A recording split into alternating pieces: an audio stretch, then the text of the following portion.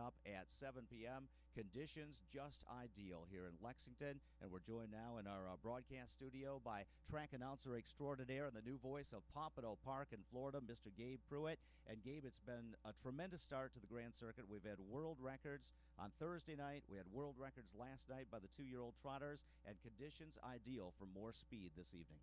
It's just unbelievable, Sam. The track has been playing remarkably fast. We've seen some big miles, a lot of great racing, too, and they have really been putting on a great show, and hopefully we'll expect the same tonight. And one of the great things about the Red Mile, it's probably the fairest racetrack there is in North America. You can win from off the pace, and you can win from way off the pace. We saw that in the last race last night, 2-year-old pacing fillies in Grand Circuit action. Uffizi Hanover came from 10th, I believe, with about 3/8 to go, and was able to sweep the field. So just a perfect place to race horses, and we've got an excellent card for you this evening. And we need some winners, so we need your handicapping analysis. Let's start in the first race. It's the first division of the Bluegrass for the 2-year-old pacing colts. Very, very strong division. On Golden Ponder set a world record on the half-mile track at Delaware on Jug Day. Western Vintage has been great all year, and Some Major Beach is Some Beach Somewhere's little brother. And it may be the second best foal from that mare. As a matter of fact, Sam, he has been good so far. Still looking for his first career victory. He was my choice in here. I believe he was going to win the Metro that night at a big price had he not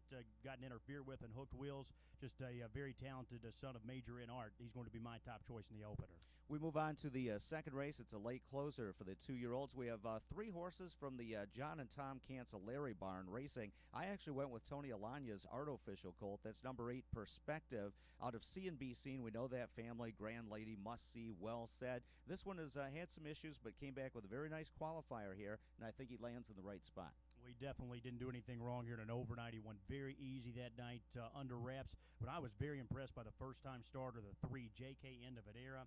He was parked out for a long way there in that mile. Just got nipped there by a nice filly. She's dangerous in the final strides. Still got home 27-1, even with a tough trip. And again, that was his first lifetime start. So I'm expecting even more improvement tonight out of J.K. End of an Era. And She's Dangerous came back to race very well in the late closer here on Thursday as well. Moving on to the third race. This is the one everybody's talking about, the race everybody's waiting for. The Bluegrass First Division for the 3-year-old pacing colts. The Pacer of the Year, the Meadowlands Pace winner, the North America Cup champion, Captain Treacherous. He's going to be 1-9 in here, but I can't wait to see what he does. Absolutely. He's going to put on a spectacular show. Of course, we're all expecting that, and it's going to come up very quickly tonight. As you mentioned, race 3, so obviously a short price, but really, really looking forward to that mile. Price horse, though, I think we could use him underneath is the 2 Apprentice Hanover. He comes out of the preferred there in Mohawk. He was racing against older horses. He actually saved ground in that one, was only beaten a length and a half. I really think he is coming into his own right now, and we're going to try to catch up with trainer Ben Wallace a bit later back in the paddock. And Ben Wallace added Lasix 4 starts back at Apprentice Hanover, a very good 2-year-old here last year. Got off to a slow start for his 3-year-old season, but he's fresh and he seems to be in good form. And the key for me is Sunfire Blue Chip, a horse that may really appreciate the nice clay surface here at the Red Mile. He's been kind of a little bit bumpy gated, maybe not pacing as cleanly as he could. If he has some physical issues, this track can cure a lot of those issues. No question about that, and he's already banked over $457,000 this year, so plenty of talent there with Sunfire Blue Chip. We move on to the fourth race. This is the second division of the Bluegrass for the 2-year-old pacing colts. Now, doing the morning line is never an easy thing. I've done it a few times at the Meadowlands, and believe me, I hear about it when I do something that maybe is off kilter, and you're getting a lot of flack from some major players in the industry on number 1, So Surreal, who you've got at 6-1. I like that horse, and I'd like to lock in at 6-1.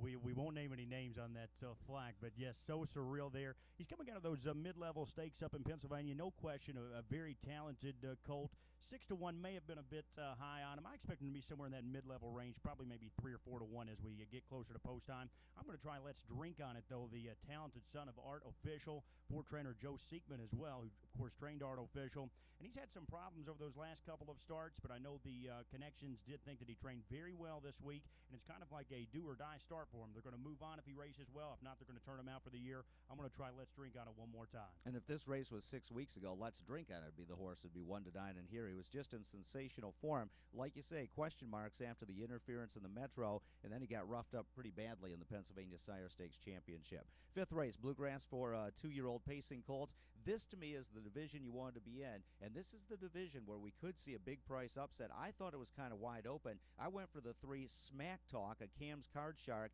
His off-the-pace style should really suit this racetrack, and I wanted to go for a price. I agree with everything you said right there, Sam. Actually, Smack Talk's my long shot of the night. He's 8-1 on the morning line. Hopefully we'll get somewhere near that price, but thought it was maybe the softer of the 4 divisions. There's a lot of early speed in that one. I think Smack Talk may have a big pace to chase down in there, and the price should be right as well. Well, great minds think alike, or misery loves company, one or the other. Moving on to the 6th race, another division of this late closer for the 2-year-old colts and geldings. One of the best 2-year-olds I saw in the baby races at the Meadowlands was an Always a Virgin colt named Always Be Mickey. Number 3 Jet Airway beat him at the Meadowlands, sitting on his back at a big mile earlier. He's been a factor in the Ontario Sire Stakes program. To me, this is a soft spot for him. And I'm assuming that Jet Airway was just not eligible to the stakes down here because the son of Jeremy's Jet, he's been very competitive against top-level stakes companies, as you mentioned there in Canada. Going to be a short price here to kick off that pick 4, but still should provide good value. $15,000 the guarantee. We had almost $13,000 in it last night, and we were just guaranteeing 10. So Jet Airway, of course, going to be a very short price. If you could beat him in here, you could really start off a home run style ticket. Really, I think the best threat in here would be the 9 Sweet Talk and Clyde. He was a $325,000 yearling purchase last fall. Son of the well said, of course, his first crop. Has a 53 flat win from earlier in the year, but of course it's going to be very tough to beat Jet Airway if he's on top of his game. And of course, Sweet Talk and Clyde is a brother to Better Sweet and Sweet Lou. That's some pretty good pedigree there.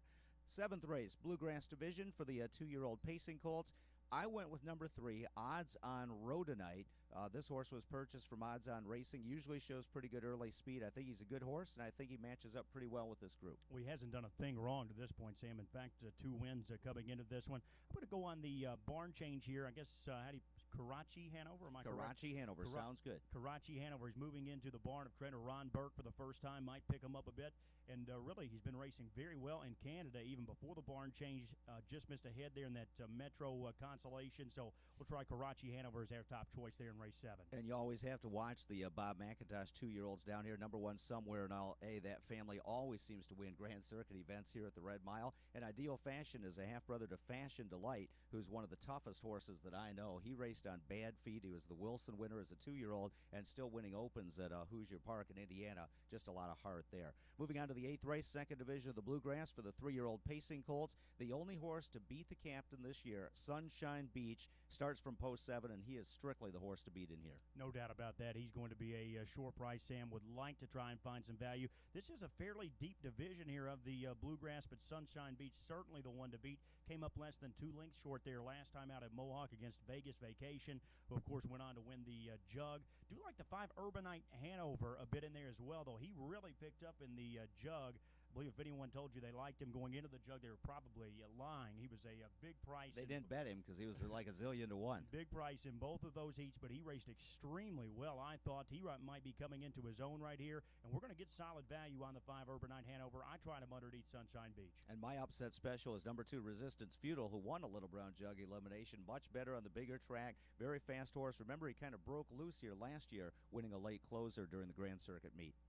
Moving on to the 9th race, we've got 3-year-old pacing fillies, and we've got a big field of 3-year-old pacing fillies, 11 going postward in here. She Be Sting in the 7. She has so much try. Ms. Kayla J. Fry is the only horse to beat I Love the Nightlife this year. And Power Pack Hanover, remember what she did down here last year? She was as good a looking 2-year-old filly as we saw. Yeah, 51 and change. That was just a huge mile here last year.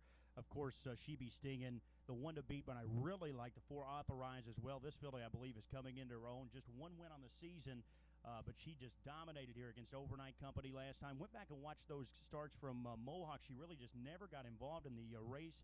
She did race pace home very well, though, and I really think this filly's coming into her own, and she's going to be very close in here, what should be a good price. And she was excellent last year as a 2-year-old over this surface in Grand Circuit action. 10th race finale, a late closer for the 2-year-olds. We have a super high 5 carryover, I believe $2,400. I'm a pedigree guy. I'm a wild speed guy. What about the 9 Parnu Hanover? Some beach somewhere ought to panned out. tried this one in second, Sam, but I like him a lot as well. Of course, you are taking a bit of a flyer. He showed some braking problems off the qualifiers there, but earlier this season, he was a 2-5 favorite against Maxi Bond down there at Pocono in one of those mid-level stakes. Raced very well, 52 and change. Did tire a bit on the end of it, but obviously this is a youngster with plenty of talent, plenty of speed, so I expect him to be very close in there as well. So that's a look at the Gabe Pruitt handicapping analysis for the 10-race Saturday card as Grand Circuit action continues at the Red Mile. We'll take a quick time out, and Gabe will find out more about the horse everybody's talking about, Captain Treacherous, with co-owner and racing manager Myron Bell, right after these messages. Saturday